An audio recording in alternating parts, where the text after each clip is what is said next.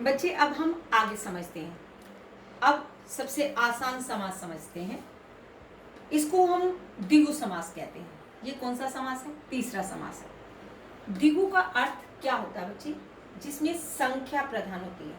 संख्या क्या होता है बच्चे?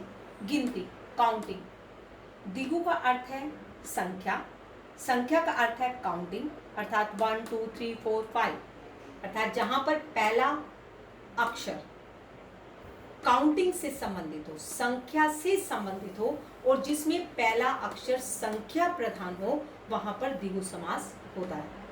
मैंने अलग अलग शब्दों के द्वारा बताया बच्चे।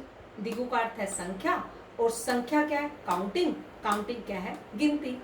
अब इसे आपको आसानी से ये समझ में आ गया कि द्विगु समास किसे कहते हैं?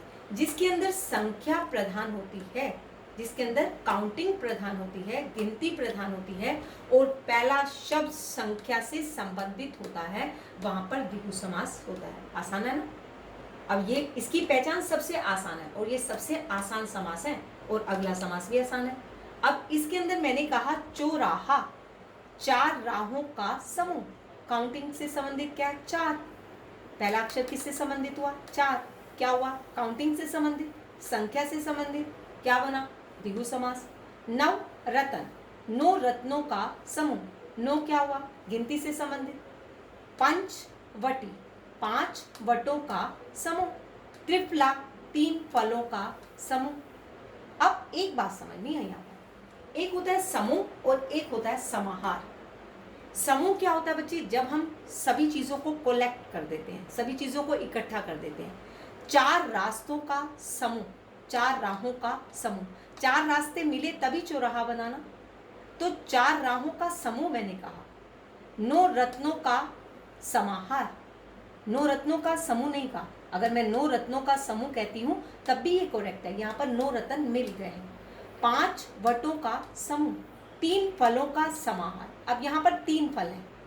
बहुत सारी चीजें जब मिलकर एक बनती हैं तो उसे समाहार कहते हैं। ओ सॉरी बच्चे, यहाँ पर समूह कहते हैं। चौराहा, जब सभी रास्ते मिल जाते हैं तो चौराहा बना। सभी रास्तों को मिलाकर चौराहा बना तो क्या बना? समूह। चार राहों का समूह, नौ रत्नों का समूह, पंचवटी, पांच वटों का समूह, त्रिफला, तीन फलों का समाहार। जब तीन फल अलग अलग हैं तो मैंने समाहार कहा। जब सभी कुछ मिल जाते हैं, इकट्ठे हो जाते हैं, तो मैंने उसे समूह कहा।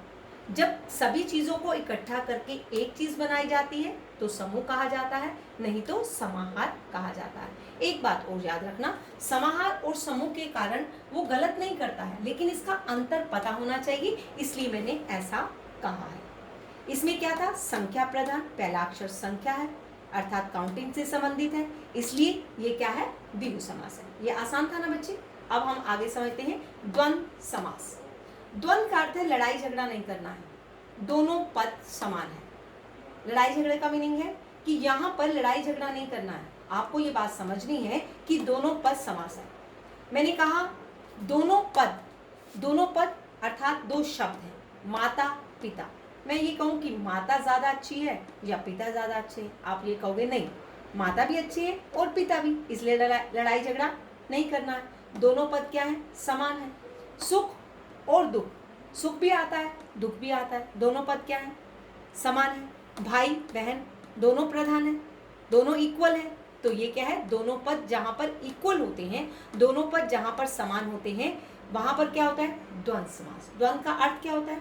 लड़ाई झगड़ा नहीं करना है। इसमें दोनों पद क्या होते हैं? समान होते हैं। इसके अंदर और, अथवा, एवं, या लगता है। सुख या दुख सही है, माता और पिता सही है, भाई और बहन सही है, और भी लग सकता है, अथवा भी लग सकता है, एवं भी लग सकता है और या भी लग सकता है।